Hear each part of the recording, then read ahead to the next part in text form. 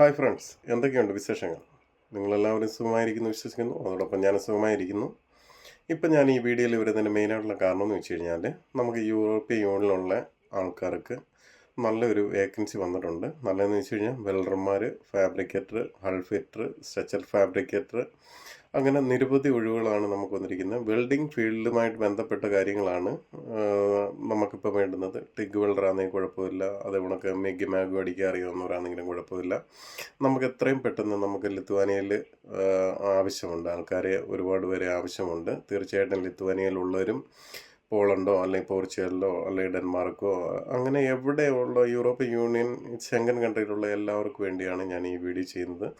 താല്പര്യമുള്ളവർ എൻ്റെ ഈ വീഡിയോയുടെ താഴെ കാണുന്ന നമ്പറിൽ എന്നെ കോൺടാക്റ്റ് ചെയ്യുമ്പോൾ ഞാൻ വിശദമായിട്ടുള്ള കാര്യങ്ങൾ പറയുന്നതാണ്.